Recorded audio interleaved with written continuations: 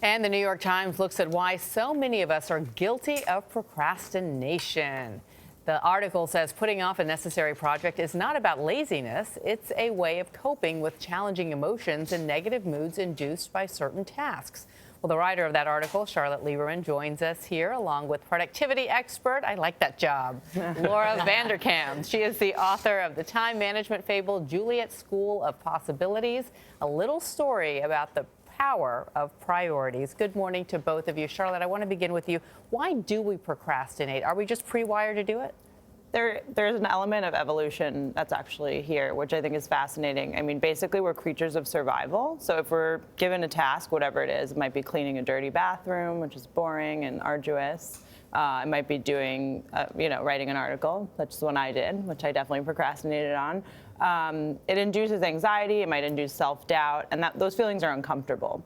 So a researcher I spoke with, Tim Pitchell, he said that we all have this inner 6-year-old, and the feeling that we feel is, I don't want to do this. Yeah. And that's a really profound emotion. And we think of ourselves as being lazy, but I think there's a lot of comfort to be drawn from the fact that this is so universal. And it's so illogical. Right. I remember having this discussion with my daughter sitting at the end of her bed when she wasn't doing her homework and explaining, I've done this. I can tell you where it ends. It's not pretty. Yeah. Okay. And she looked at me and she said, but why did you do it? And I said, I never figured that part out. Right. But just don't. But why are you punishing your future self for the present?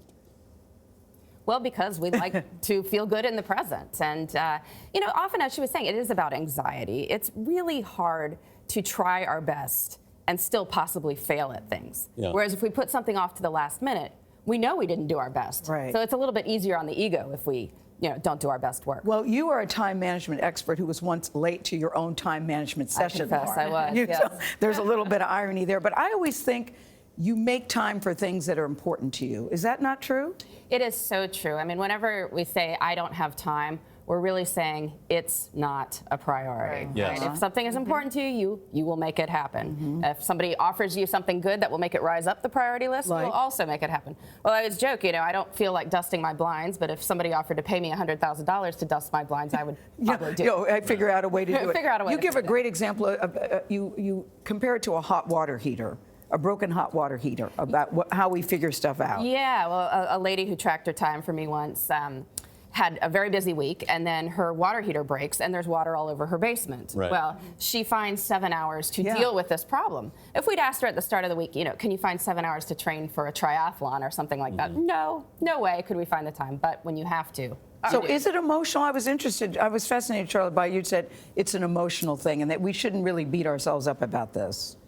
I mean, I think there are 2 points that you're saying there. I mean, the first part is it is emotional, and I think what your question about the future self. I mean, we are creatures of survival, as I said, and I think, if you're being chased by a tiger, you're not thinking about preparing dinner that evening. You're dealing with what's right there, and that is fear. That is, I got to get the heck out of here. And so similarly, we're actually wired to deal with the present problem. So our brains aren't really thinking like, I'm just dreading cleaning this bathroom. We're thinking like, I feel kind of unsafe right now, and I don't want to do this. We're wired differently, though, because I was just having this conversation with my stepdaughter who's in college. She and her roommate were both preparing for a test. So my stepdaughter's studying throughout the week. The roommate crammed last minute the night before. They both did very well. So are some people just better at performing under pressure last minute?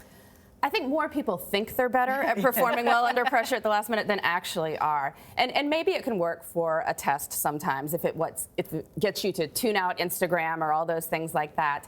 But if you're trying to do creative work, for instance, leaving it to the last minute means you probably won't come up with all the different scenarios. You won't think about what can go wrong. Whereas if you leave time to come back to it, then you can do a better job. What's interesting to me is the vicious cycle that gets created, because usually when you put something off, you end up feeling bad about yourself, which makes you behave badly further, and it just spirals down. And I remember in that conversation I had with my daughter, I said, if you just stop this, forgive yourself for kind of screwing up, it all changes. But we still, it's so hard to get over that.